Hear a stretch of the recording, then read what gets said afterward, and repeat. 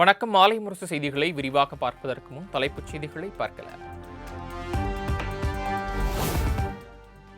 பெரியாரின் நினைவு தினத்தையொட்டி சென்னை அண்ணா சாலையில் உள்ள அவரது சிலைக்கு மரியாதை செலுத்திய முதலமைச்சர். துணை முதலமைச்சர் உதயநிதி ஸ்டாலின் உள்ளிட்ட அமைச்சர்களும் மலர்தூவி மரியாதை.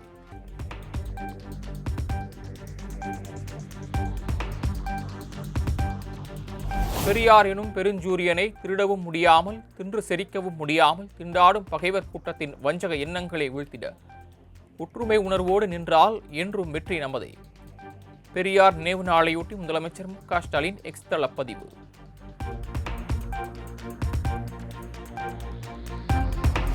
முன்னாள் முதலமைச்சரும் அதிமுக நிறுவனருமான எம்ஜிஆரின் 38ஆம் ஆண்டு நினைவு தினம் இன்று அனுசரிப்பு.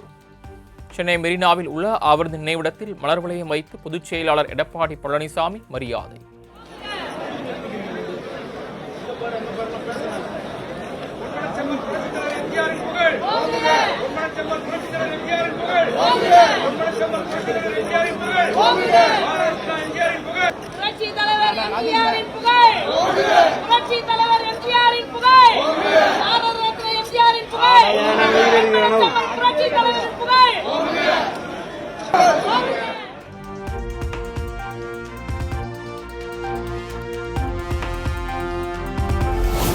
வறியவர்களின் வேதனையை தன் வேதனையாக கொண்டு அன்பை அருளை அரசியலாக்கி ஒரு இயக்கத்தை மட்டுமல்ல ஒரு தலைமுறையின் கனவுகளையும் உருவாக்கிச் சென்றவர் எம்ஜிஆர்.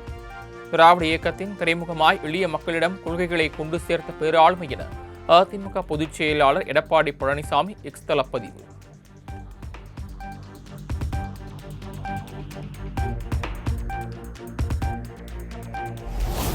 சுமார் 34 கோடியில் மல்டி ஆக்சல் கொண்ட 20 அதிநவீன குளிர்சாதன சொகுசு பேருந்துகள் கொடியசைத்து பேருந்து சேவையை தொடங்கி வைத்தார் முதலமைச்சர் மு.க. ஸ்டாலின்.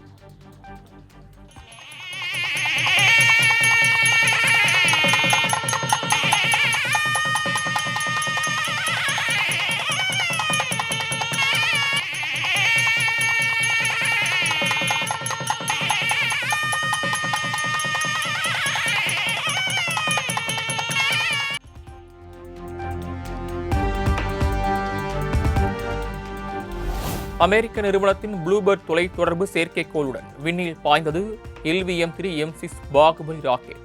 இதுவரை விண்ணில் செலுத்தியதிலேயே 6100 கிலோ அதிக எடையுள்ள செயற்கைக்கோளை ஏவி இஸ்ரோ சாதனை.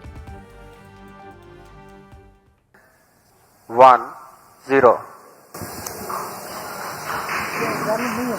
Both S-200 motors is normal. The rocket is beautifully searing through the bright Sriharikota sky. Plus 20 seconds.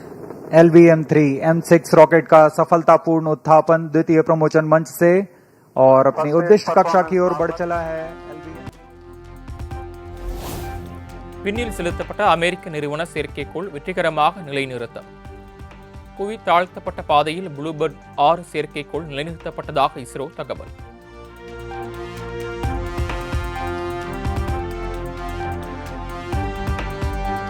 சென்னையில் ஆபரண தங்கத்தின் விலை சவரனுக்கு 240 உயர்வு.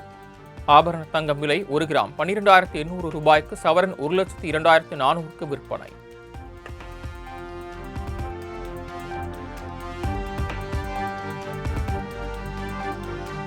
சென்னையில் சில்லறை வர்த்தகத்தில் வெள்ளி விலை வரலாறு காணாத அளவுக்கு உச்சத்தை தொட்டது. சென்னையில் சில்லறை வர்த்தகத்தில் வெள்ளி விலை கிராமுக்கு 10 ரூபாய் உயர்ந்து 1 கிராம் 244க்கு விற்பனை.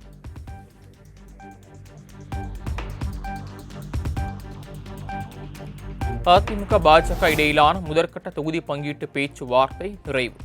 பாஜகவுக்கு 50 தொகுதிகள் ஒதுக்க வேண்டும் என்ற பியூஷ் கோயலின் கோரிக்கையை EPS நிராகரித்ததாக தகவல்.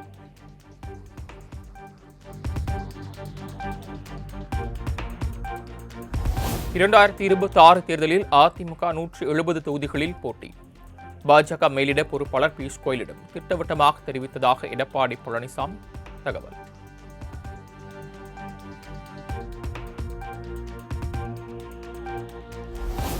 அதிமுக கூட்டணியில் பாஜக 23, பாமக 23, தேமுதிக 6, அமமுகவுக்கு 6 தொகுதிகள் ஒதுக்க முடியும்.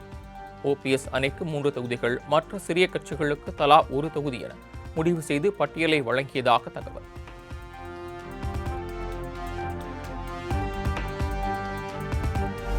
2026 தேர்தலில் என்டிஏ கூட்டணி குடும்பம் போல் செயல்பட்டு வெற்றி பெறும். தொகுதி பங்கீட்டு பேச்சுவார்த்தைக்கு பிறகு பாஜக மேலிட பொறுப்பாளர் பியூஷ் கோயல் நம்பிக்கை. As a family, the NDA family, and under the leadership and guidance of Prime Minister Narendra Modi, we are very confident that NDA will have a sweeping victory in the 2026 elections.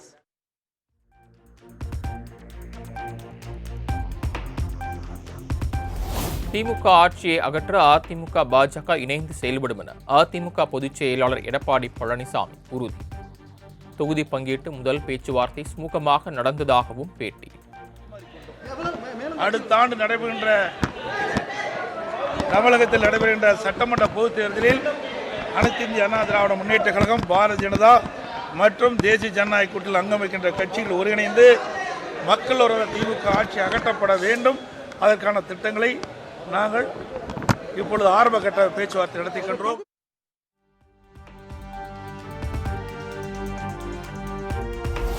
எந்த பாசிச சக்தியாலும் திமுகவை ஒன்றும் செய்ய முடியாது.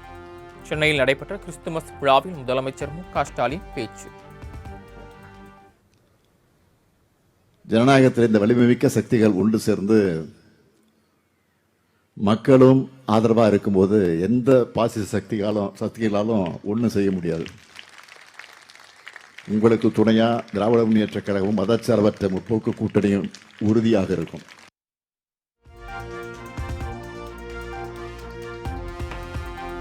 அதிமுக பொதுச் செயலாளர் எடப்பாடி பழனிசாமியுடன் தொகுதி பங்கீடு குறித்து பேசவில்லை.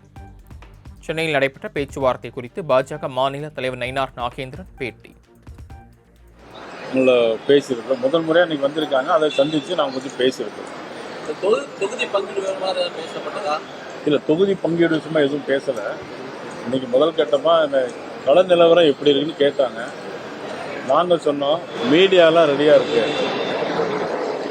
திமுக கூட்டணியும் ரெடியாக இருக்கு, நாங்களும் ரெடியாக இருக்கோம், மக்கள் இன்னும் தயாராகலை, யாருக்கு ஓட்டு போடணும் அப்படின்ட்டு தயாராகலை அப்படிங்கிற மாதிரி டிஸ்கஸ் பண்ணோம்.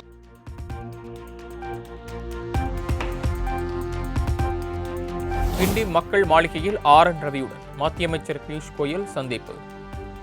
ஆளுநரின் தேநீர் விருந்தில் மத்திய அமைச்சர்கள் அர்ஜுன் ராம் மேக்வால், எல் முருகன் உள்ளிட்டோரும் பங்கேற்பு.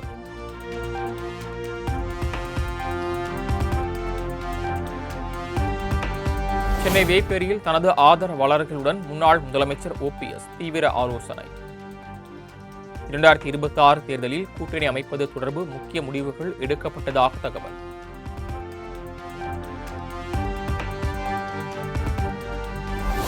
எடப்பாடி பழனிசாமி பெயரை சொல்ல வெட்கமாக இருப்பதாக முன்னாள் முதலமைச்சர் O. பன்னீர்செல்வம் காட்டம்.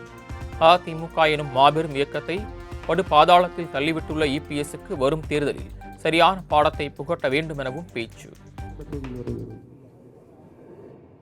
இந்த பழனிசாமி என்ற பெயரை சொல்வதற்கு நம்மளுக்கு வெட்கமாக இருக்கிறது.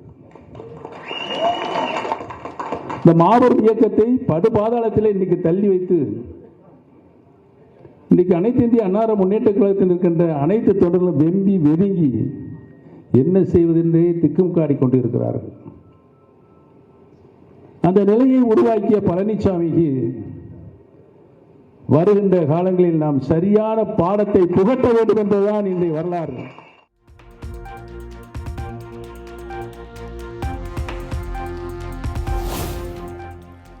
துரோகி எடப்பாடி பழனிசாமியுடன் இணைய மாட்டோம் என OPS ஆதரவாளர் வைத்திலிங்கம் ஆவேசம்.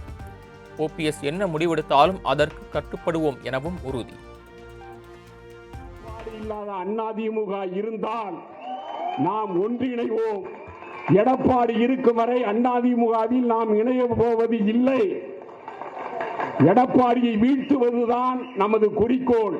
அதிமுக என்றால் என்னவென்றே வரலாறு தெரியாத ஒரு தற்குறி எடப்பாடி பழனிசாமி. அவரை வீழ்த்துவதுதான் நமது கடமை. அண்ணன் எந்த முடிவு எடுத்தாலும் அந்த வழியில் நாங்கள் செல்வோம்.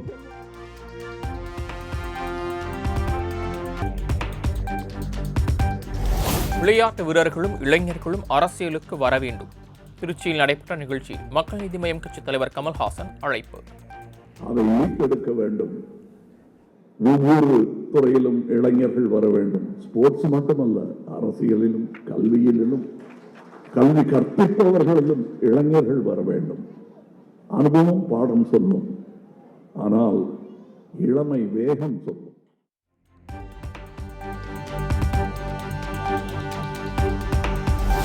அன்புமணியை ஆறத் தழுவி தலைவராக அறிவித்த ராமதாஸ் இன்று கண்ணீர் வடிப்பதாக பாமக கௌரவ தலைவர் ஜி.கே. மணி வேதனை. பென்னகரம் தொகுதியில் யார் போட்டியிட்டாலும் தான் போட்டியிடுவேன் எனவும் திட்டவட்டம். யாரு எங்க போட்டியிடுவாங்கன்னு இப்ப தெரியல. அப்படி தெரிஞ்சா சொல்லுங்க. எனக்கு இது வரைக்கும் எனக்கு அப்படி ஒன்றும் செய்தி வரல. எங்க போட்டியிட போறாங்கன்னு தெரியல. நான் நிக்கிற இடத்துல யாரு நின்னாலும் போட்டிட்டு தானே ஆகணும். யாரு நின்னாலும் சரி.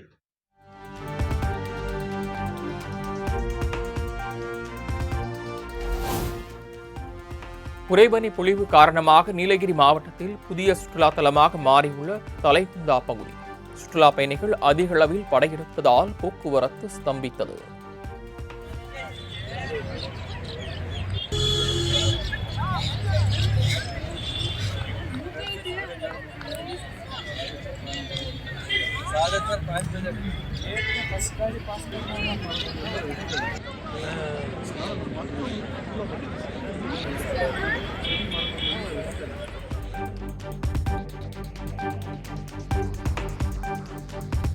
எல்லை தாண்டி மீன்பிடித்ததாக மீனவர்களை கைது செய்த இலங்கை கடற்படை.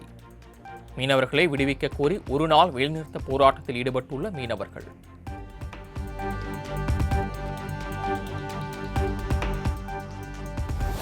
ஸ்ரீரங்கம் ரங்கநாதர் பெருமாள் பகல்பத்து உற்சவத்தின் 5ஆம் நாள் விழா கோலாகலம்.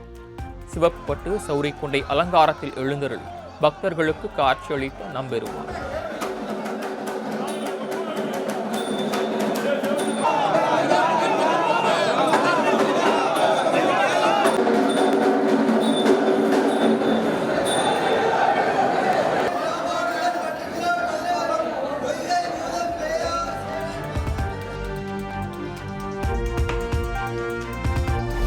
நித்வா புயலால் பாதிக்கப்பட்ட இலங்கைக்கு இந்தியா சார்பில் 4041 கோடி நிதி உதவி. கொழும்புவில் இலங்கை அதிபரை சந்தித்த இந்திய வெளியுறவுத்துறை அமைச்சர் ஜெய்சங்கர் உறுதி.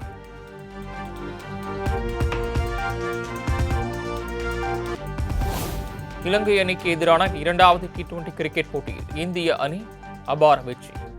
7 விக்கெட் வித்தியாசத்தில் இலங்கையை வீழ்த்தி மகளிர் அணி அசத்தல்.